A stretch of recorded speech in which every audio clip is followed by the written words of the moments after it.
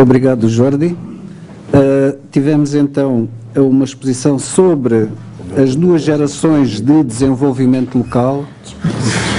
O Jordi depois situou a economia solidária e as suas características, nomeadamente na segunda geração, colocou um pouco o enfoque na estruturação do território e também, creio que no meio urbano, e agora vamos então ouvir em contraposição a exposição do Pedro Espanha sobre o meio rural. Agradeço então, se faz favor. Boa tarde. Agradecer a organização deste bloco e a pessoa do Casimiro Balsa. O convite foi feito e o gosto que tenho em estar aqui. Eu peço desculpa porque só pude vir agora à tarde e inclusivamente também não posso estar amanhã. Portanto, de facto, sou uma aves rara que aparece aqui. Espero que possa ajudar também na reflexão, que é aquilo que nos congrega aqui, a reflexão sobre este tema deste painel.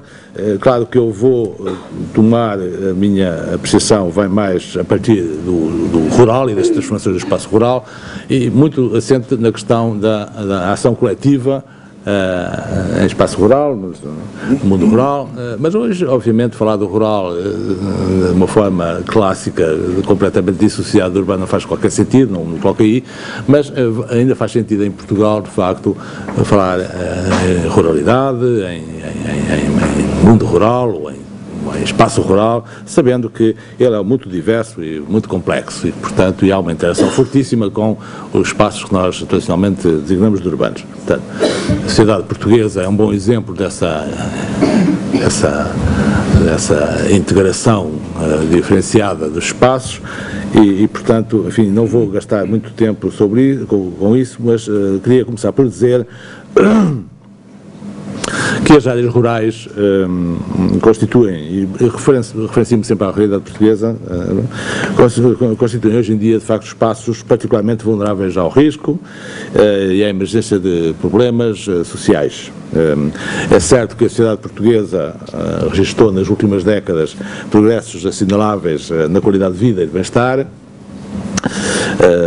mas as mudanças que ocorreram nem sempre atingiram a sociedade rural de uma forma positiva, e entre os efeitos indesejados dessas mudanças contam-se o acentuar de desigualdades, marginalização de uma parte significativa da população que não foi capaz, digamos, de se ajustar às novas condições de vida, entretanto, ocorridas. A agricultura só retém uma pequena parte da população, em termos de emprego. A população jovem, a população adulta, na verdade, mesmo quando reside na aldeia, não vive provavelmente as atividades tradicionais da aldeia, muitas vezes o seu emprego situa-se fora da aldeia. A pequena agricultura familiar hoje está residualizada. Todos sabemos que, na verdade, ela foi muito forte e era, digamos, o sustentáculo. Não é preciso recuar muito.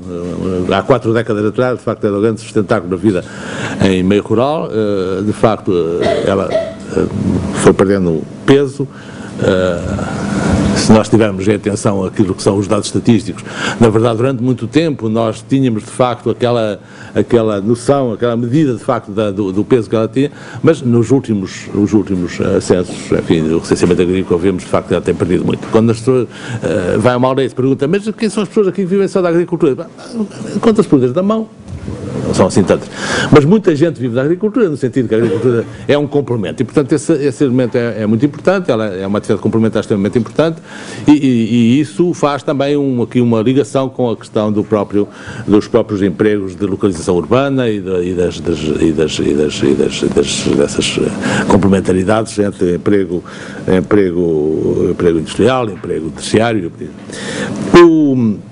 Há uma agricultura que vale a pena falar, que é uma agricultura de pessoas envelhecidas, e, portanto, as aldeias hoje, de facto, têm essa nota, não só as do interior, mas também as do litoral. O envelhecimento é uma nota muito marcante, e, portanto, também temos uma continuidade, que é uma continuidade, de facto, das pessoas ou reformadas, ou que voltam, muitas vezes regressam à agricultura, ou que sempre continuam na agricultura, e, portanto, temos hoje uma agricultura, assim, de reformados. no sentido que ela só é possível porque, de facto, a pessoa tem uma outra forma de rendimento, embora baixa, como sabemos, mas que de alguma maneira permite continuar com a agricultura. E aí começamos a não entender muito bem, de facto, essa agricultura. Parece-me que é, de facto, uma agricultura que não é tanto a questão do rendimento que dá, mas é uma agricultura que está ligada a uma filosofia de vida.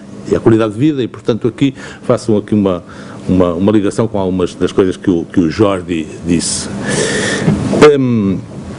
Sobre essa questão da pequena agricultura e da sua minimização, na verdade, muito haveria a dizer com o facto da integração europeia. Portanto, a integração europeia, de facto, sabemos que, em geral, ela foi apresentada como sendo benéfica para toda a gente. Esquecem de dizer que para os agricultores, para os pequenos agricultores, já não era benéfica e, portanto, depois vemos realmente que as atividades tradicionais exercidas na pequena agricultura, muitas de caráter, hoje diríamos, informal, a agricultura foi informalizada, não é? Muitas de caráter informal acabaram por não ter campo, não ter terreno e completamente cercadas por um conjunto de regulamentos, muitas vezes regulamentos sanitários, não é? Que aparentemente seriam ao serviço do bem-estar das pessoas, mas que eliminaram toda a possibilidade de continuar, enfim, aquilo que era o modo de vida, digamos, tradicional do mundo rural e a agricultura nesse sentido.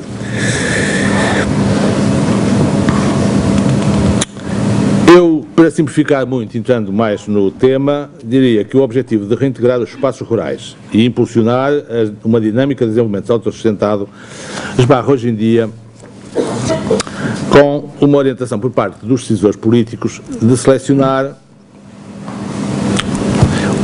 racionalizar, entenda-se também, e de conter os investimentos públicos, não é? Com preocupações de eficiência económica e, portanto, e não tanto de equidade. Quer dizer, a equidade deste trade-off entre eficiência económica e equidade nós estamos a assistir progressivamente, enfim, neste período, neste contexto de crise, é muito claro que a equidade está completamente a ficar de lado e, portanto, isso não deixa de ter consequências. Em regiões de declínio demográfico acentuado ou de concentração de populações de risco elevado, o resultado desta orientação política tem sido, muitas vezes, em simultâneo, uma redução da oferta de serviços, apontada como um desinvestimento demográfico. Há menos gente, portanto, o posto de saúde já não é preciso, ou não é preciso tantos médicos, ou não é preciso tantos dias que o posto de saúde tenha médico, ou as escolas, e por aí adiante, enfim, a residualização, o desinvestimento demográfico, e acompanhado também por uma degradação da qualidade dos mesmos serviços, enfim, a residualização que conhecemos, digamos, do próprio Estado de Providência. Custos sociais elevadíssimos estão a ser suportados pelas populações, quer dizer, economia para o Estado, digamos, despesa para a família, naturalmente que essa contabilidade que hoje se faz é uma contabilidade da despesa pública e, portanto, não entra em conta com a contabilidade das famílias, que essa sim está, de facto, sobrecarregada. E, portanto, a população está a suportar um conjunto de custos e a contribuir não só, que contribuem para a persistência da velha pobreza rural, como também para a amplificação desse processo de repulsão demográfica, com consequentes efeitos no envelhecimento e na desertificação. E a interrogação que é lícito pôr neste contexto é, na verdade, o papel das organizações da sociedade civil na promoção de um rural sustentável. Portanto, vão ver que isto me centro mais, falo aqui em sociedade civil, por vezes falo em ação coletiva local, outras vezes falo em associativismo local. São nuances que têm sentido, mas de qualquer maneira não vou entrar depois em detalhes, se quisermos depois na discussão podemos aprofundar isso, mas deixem-me mais liberto para poder utilizar as expressões que considero que são mais adequadas para cada uma das situações que quero retratar. À partida, eu gostava de facto, de deixar aqui, ou sublinhar o papel muito positivo que os atores coletivos locais têm tido na revitalização do mundo rural. Apesar da expressão dramática dos números do declínio demográfico e do envelhecimento. E, portanto, neste momento tenho acompanhado um estudo que está a ser feito, interessante, promovido para animar, sobre as aldeias sustentáveis, e, portanto, de alguma maneira, há aqui um conjunto de referências empíricas bem recentes que mostram, de facto, esta revitalização. Existe, de facto, disseminado, digamos, sem nenhuma mediatização, praticamente desconhecido, existem, de facto, em muitos lados, processos muito interessantes de revitalização, mesmo em áreas em que o declínio demográfico é muito elevado, muitas vezes são formas de revitalização que não conseguem, ainda assim, contrariar o declínio demográfico, mas que conseguem, sim, digamos, criar uma nova perspectiva e esperança de vida que o envelhecimento progressivo e um certo fatalismo não permitiam considerar. E, portanto, quando se fala de felicidade, tem-se, de facto, valorizar essas dinâmicas, estas novidades, esta capacidade realmente de resistir e de lutar contra, e, portanto, que suscita, e aqui ligo novamente às ideias do Jordi, suscita, de facto, mais ação coletiva, mais envolvimento comunitário, e por isso eu até distinguiria, de facto, os novos atores coletivos que estão, de alguma maneira, associados às políticas e aos progressos da intervenção pública, quer programas nacionais ou comunitários, ou então os novos atores mais, portanto, emergentes e que nós podemos reconhecer pela sua consciência mais forte, digamos, de que existe um outro mundo mais justo e mais amigo do ambiente e que, portanto, o rural pode ter novas atratividades. Portanto, enfim, também temos que sublinhar estes novos atores coletivos, portanto, mas, sobretudo, sublinhar aqui, de facto, os grupos que recuperaram as velhas tradições dentro da ajuda comunitária, portanto, os velhos atores coletivos, recuperam velhas tradições dentro da ajuda, adaptam às novas circunstâncias, e isso em muitos diversos domínios. Nas tarefas agrícolas, como tradicionalmente, embora hoje de uma forma diferente do que é no passado, digamos há uma ajuda não tanto em espécie, não tanto, mas uma ajuda a partir de agentes que são eles próprios diferenciados e têm outras formas, uma espécie de solidariedade orgânica à Durkheim, não é? Porque realmente é solidariedade entre desiguais, não é? Mas encontramos isso com frequência nas tarefas agrícolas, na autoconstrução da habitação, quer dizer, é importantíssimo, de facto, esse envolvimento para a construção da habitação, o envolvimento de grupos de jovens, outras pessoas mais, de alguma maneira, com mais experiência no domínio, na reparação de equipamento coletivo, na organização de festas e cerimoniais rurais, enfim. E isto tudo associado a fatores novos, como sejam o turismo, ou a preservação ambiental, ou os consumos urbanos. Portanto, há aqui o velho e o novo, no sentido em que se aproveita e adapta a práticas tradicionais coletivas, ou de grupo, por chamar, e de alguma maneira isso é o resultado não só, digamos, das deficientes condições em que o envelhecimento coloca da sobrevivência das comunidades, mas também por causa dos novos agentes e as novas hesitações relativamente à colaboração com uma associação que quer promover um conjunto de medidas. De facto, na base dessa hesitação, na base dessa dúvida, normalmente está exatamente esta origem e a composição das associações. E, portanto, há aqui um cuidado muito especial, de facto, em reconhecer isso e, sobretudo, reconhecer que as formas de intervenção, elas têm que ser, digamos, laboriosamente negociadas com os diferentes grupos de interesses que existem, mesmo aqueles que, não tendo voz, apesar de tudo, têm resistência. São necessários. Quanto ao princípio da proximidade, relativamente ao qual sempre se falou muito sobre a capacidade das associações locais, das organizações locais, de serem exatamente utilizar isto como recurso, o grande problema que surge normalmente relativamente a isto é que as associações,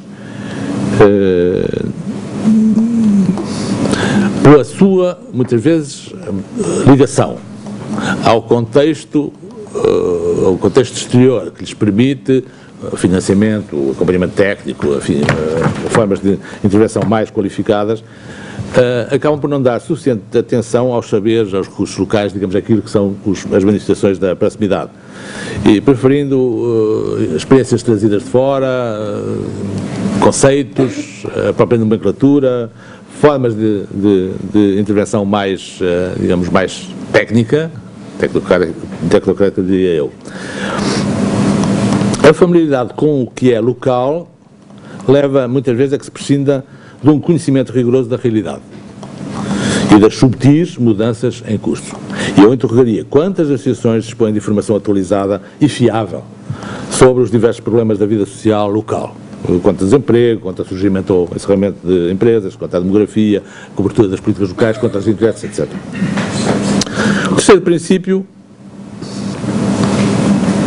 que é o poder promover a ajuda às sociedades locais para estas se ajustarem à economia aberta, é dificultado frequentemente pela falta ou incerteza de recursos. E, portanto, temos aqui um problema, de facto, este ajustamento a uma economia aberta, ela, de facto, passa, de facto, pela capacidade de ter recursos humanos e financeiros, obviamente, e, portanto, aí elas, muitas vezes, estão presas, digamos, dos próprios programas de ajuda das instituições públicas, centrais locais, e por isso o papel do Estado revela-se ainda extremamente importante na viabilização das iniciativas locais de desenvolvimento e, portanto, de alguma maneira pode cercear a autonomia, digamos, e a vantagem comparativa das associações. A qualificação, que é, digamos, uma intervenção qualificada, que é realmente uma exigência que é óbvia de explicar, pode também ela converter-se, digamos, numa prioridade dada aos aspectos da formação técnica e da organização burocrática e, portanto, isso representa um certo fechamento relativamente àquilo que são as dimensões mais próprias da comunidade e, portanto, nomeadamente a questão da participação dos cidadãos, o dar contas o ter em conta aquilo que são as expectativas e as prioridades da própria comunidade. Às vezes penso que este problema que hoje, vou falar num caso muito específico, um problema que hoje as gestões particulares de solidariedade social, as misericórdias, enfim, que tem vindo muito agora na imprensa, as dificuldades que têm digamos,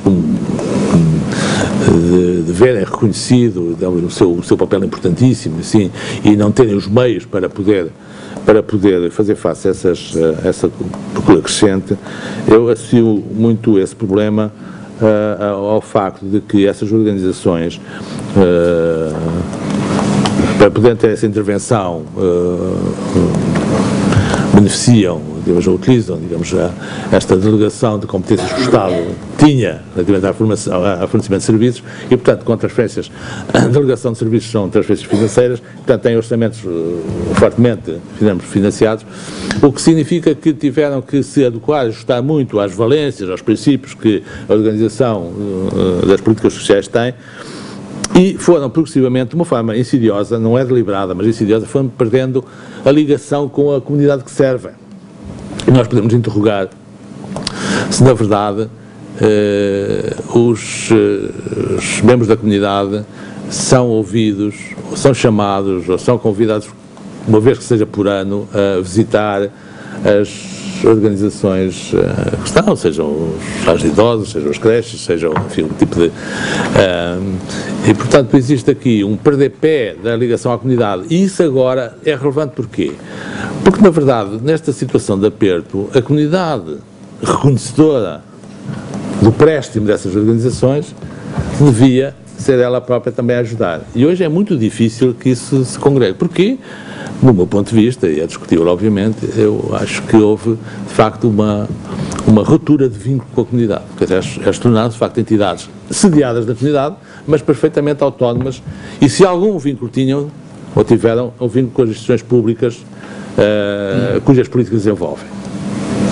Só há uma forma, a meu ver, de elas se radicalizar, voltarem a ter as raízes da comunidade, que é, na verdade, elas abrirem-se mais à comunidade, isto é, serem de facto a resposta que a comunidade precisa e não propriamente que uma elite local pensa que são os problemas da comunidade. Então acho que esta questão da relação com as instituições que muitas das legislações têm, tem que ser vista deste ponto de vista. Elas, de facto, têm que ter, não podem perder a legitimidade local, não podem perder e, portanto, isso significa que têm que dar resposta a problemas locais, têm que discutir com as pessoas, o que não é a prática, obviamente. Ponto importante a realçar é o da forte dependência das associações do financiamento externo do Estado dos programas europeus e, portanto, a dificuldade que tem em agenciar recursos próprios. Isto, de facto,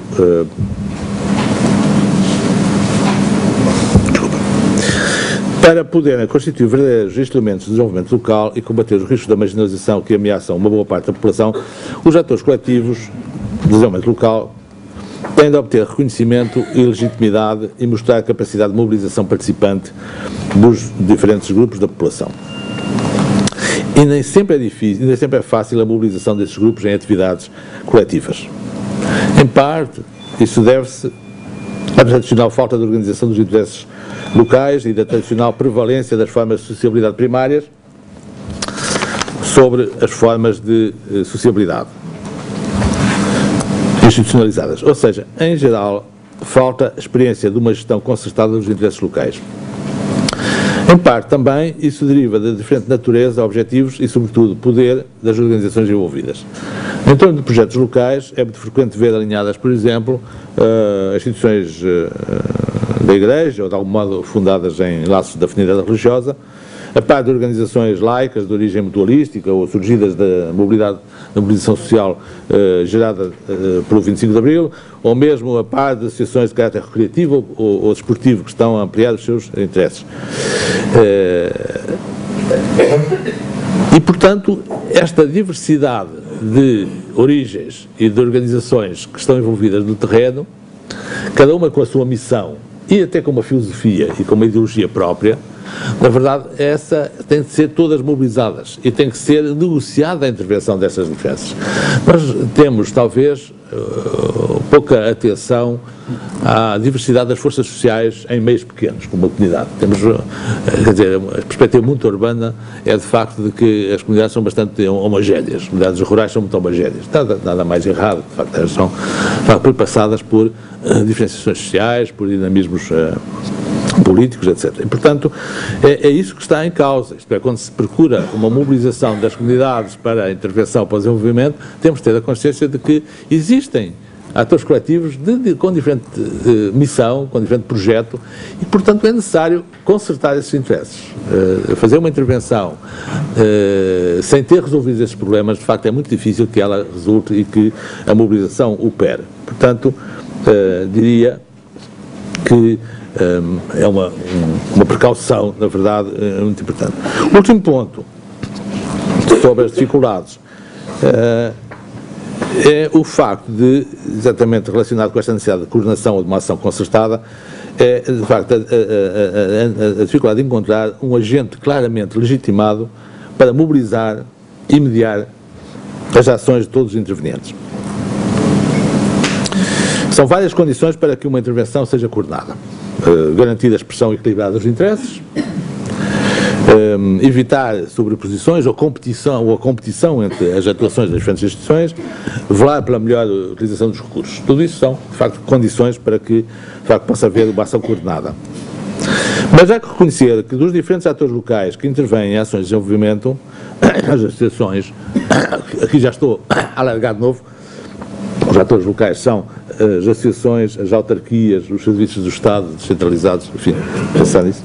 Portanto, há que reconhecer que dos diferentes atores locais que intervêm em ações de desenvolvimento, nenhum deles, à partida, garante esse papel de coordenação. Não o têm os serviços do Estado por causa de um certo descrédito sobre a sua capacidade de realização, não o têm as autarquias por causa dos excessos de partidarização, não o têm as instituições particulares pela fragilidade dos seus meios ou pelo caráter limitado dos seus objetivos ou até pela própria ideologia que os caracteriza. Por isso, em cada contexto, peço imensa desculpa, agora é comigo. Acontece sempre, eu peço imensa desculpa. 2 minutos, para ser? Vou acabar? Por isso, em cada contexto há que saber quem é que reúne as melhores condições para coordenar a intervenção. E eu penso que esse papel pode ser exercido por qualquer um destes tipos de interventores, em função exatamente das suas próprias legitimidades. Democrática, no caso das autarquias, técnica por parte dos serviços da administração central, identitária, no caso das associações. Existe essa só, digamos, em cada caso é que tem que se ver de onde é que vai, qual é a legitimidade mais forte entre estas que estão aqui. Finalmente, e o Estado? Existe lugar para o Estado? Eu já disse no início que, de facto, ele é imprescindível e que, embora esteja, de facto, hoje a privilegiar, digamos, a chamada digamos,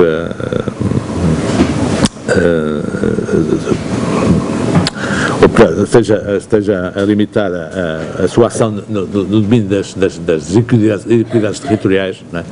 Isso temos muito mais a eficiência económica que está em causa do que a própria equidade. Apesar de tudo, o papel é muito importante. Só que trata-se agora, ao analisar o peso e a importância destas ação coletiva local, trata-se agora de uma espécie de governação partilhada. Isso tem que ter consciência que, na verdade, o Estado pode alterar bastante a sua missão. Tem, de facto, uma missão importante constitucional relativamente a certas coisas básicas, mas depois, nesta vida local, nesta dinamização do desenvolvimento rural, de facto, como diz Jorge, nesta segunda geração, de facto, são as entidades locais que realmente têm uma dinamização e um papel importantíssimo. E então assinaria apenas, de facto, novas funções próprias de uma regulação partilhada para o Estado. Eu acho que é importante que o Estado continue a promover o debate sobre as questões centrais das políticas de desenvolvimento. Digamos, questões centrais. Então, continua a velar pela não discriminação entre indivíduos, grupos sociais, gerações e regiões. Portanto, é preciso que haja uma entidade que vele exatamente por esta ideia da não discriminação. É preciso que promova a integração dos utilizadores na gestão dos serviços, a avaliação da qualidade desses serviços e a difusão social dos resultados dessa avaliação. Alguém tem que regular estas formas avaliativas. E, finalmente, tem que favorecer a autossuficiência das organizações da sociedade civil e a inovação socioeconómica, evitando as resistências dos notáveis e a burocratização das ajudas. Ficar por aqui.